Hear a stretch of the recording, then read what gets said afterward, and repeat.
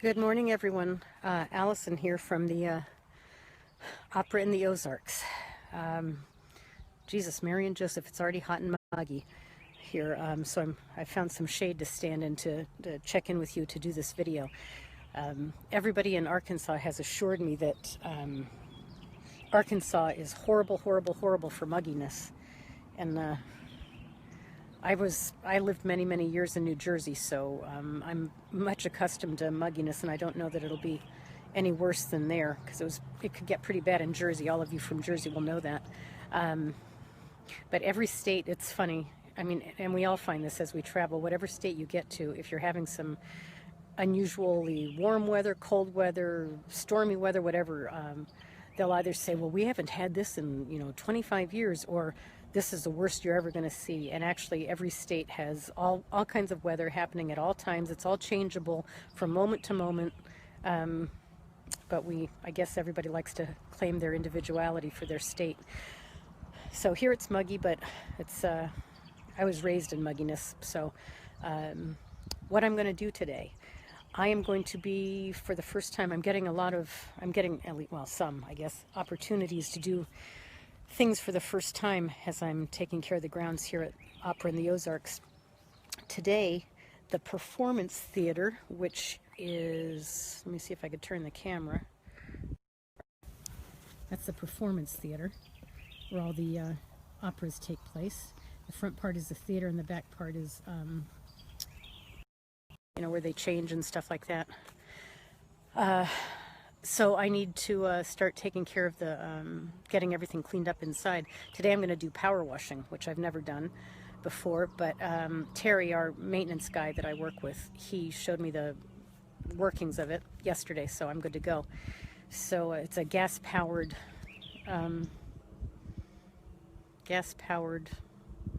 machine, I guess is the best way to call it, and pressure washer, and so I'll be doing that today.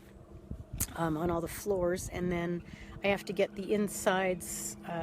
There's a wall across the back, and they hang artwork from local artists there during the shows, so that the artists can sell their artwork. So I'm going to get that all brushed down because we're going to be painting it.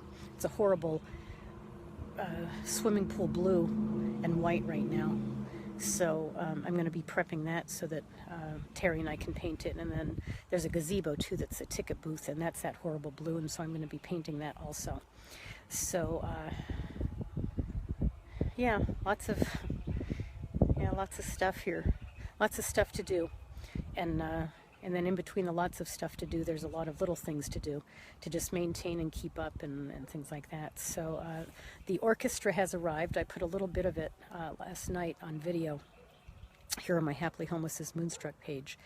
And so now, in addition, when I do my work, in addition to hearing baritones and tenors and sopranos, I will be listening to oboes and cellos and violins and I don't know, every other kind of musical instrument that adds to the show. So it's pretty fascinating. And I do like orchestral music, so it makes for a nice background. So let's see. This morning I'm just going to be kind of fucking around doing stuff that I don't usually have time for, and then this afternoon I'll do the pressure washing. And let's see, today is my son Nick's birthday, fireman Nick's birthday, and he was my surprise baby. Boy, was he a surprise. I had been separated from my husband, my ex-husband, and I had my 2 other kids, and I'd had surgery so that I wouldn't get pregnant again after my second one.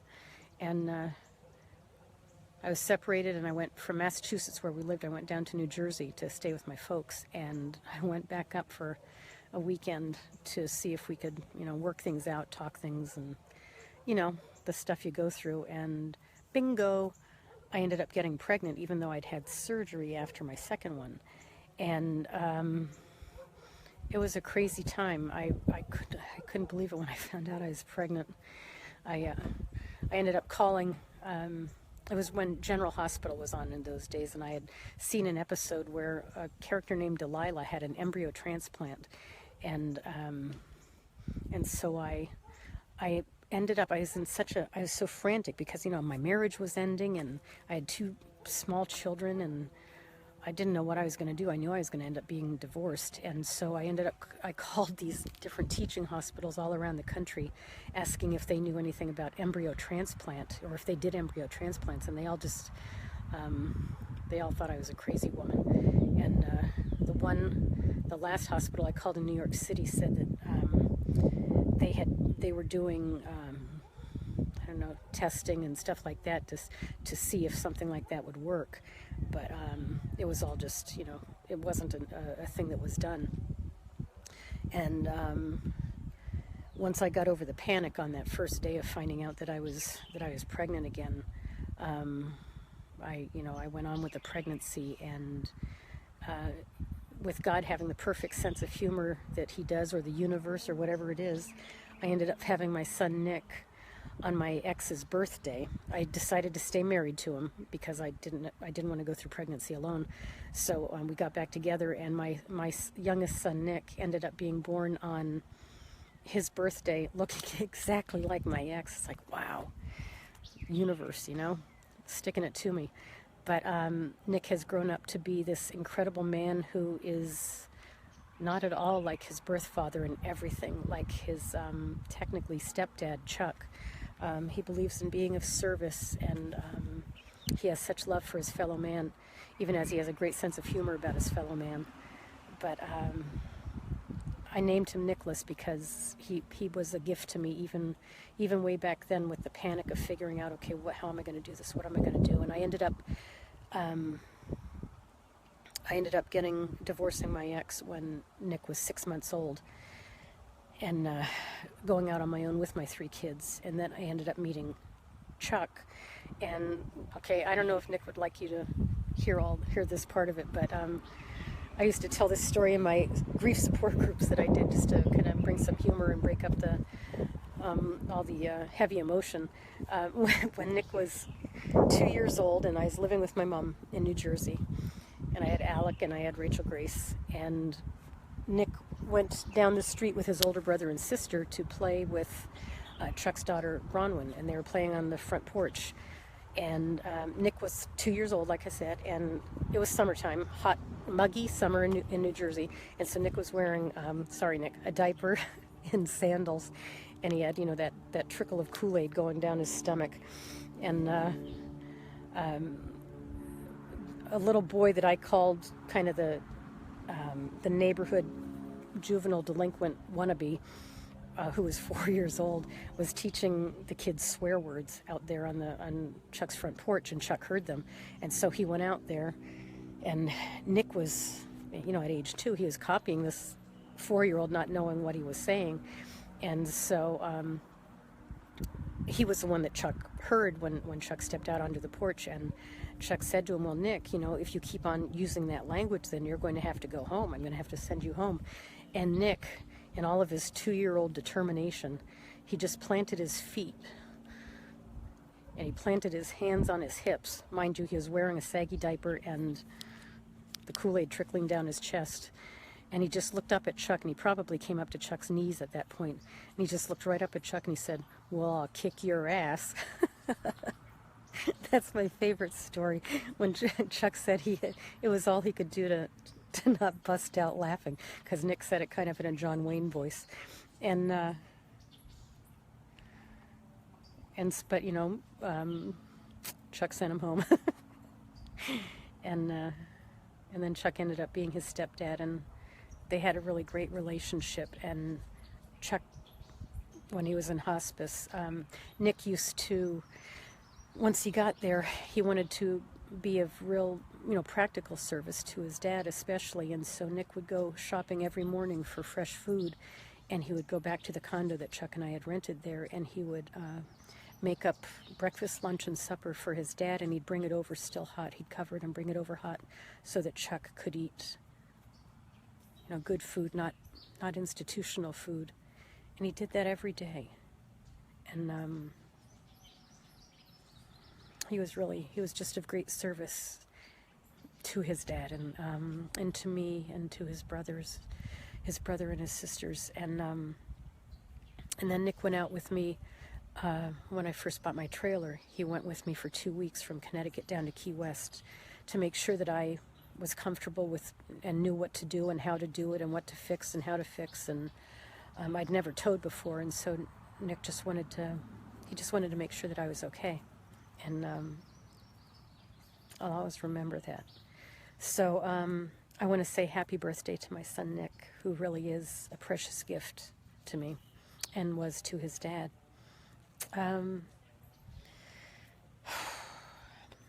I just want to say real quickly, I was just thinking about it this morning that, it's been a little over 4 years, a couple months past 4 years since Chuck died, and I know other widows certainly will understand this, and probably many other grievers too, that what I'm finding is that this really doesn't get easier. It becomes more under the skin, maybe, this grief, this sadness, this loneliness.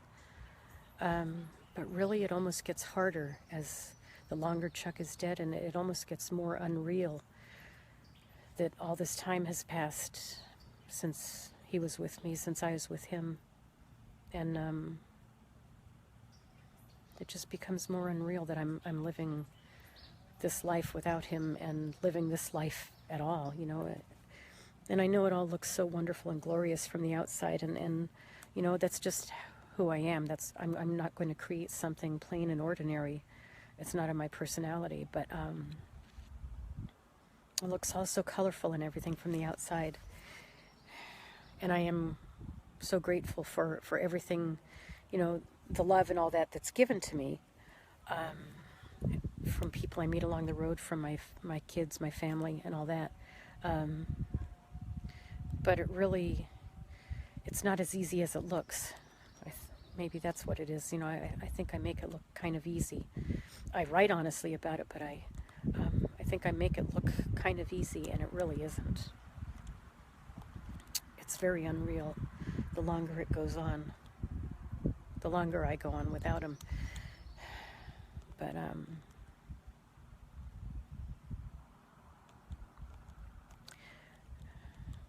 just not going to do it in an ordinary way, this being a widow. I'm going to do it as colorfully and as big as I can. So, which brings me to this opera in the Ozarks, right? And a busy day that I have ahead of me. So I just wanted to touch base with you, and I'll see if I could get somebody to video me doing some pressure washing later on. It's not the crazy kind that can, with the wand that has so much pressure in it that it can, I don't know, send you flying to Jupiter with a backlash or something. It's manageable, absolutely. But it'll be my first time doing it. So, anyways, that's my day.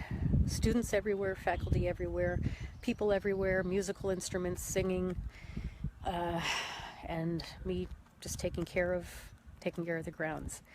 And so any kind of questions, like I said, in all my other live feeds, any questions you have about me doing this, and I know, Vic Heim had some questions about my about this work camping, and I'll get to that pretty quickly, to responding to that.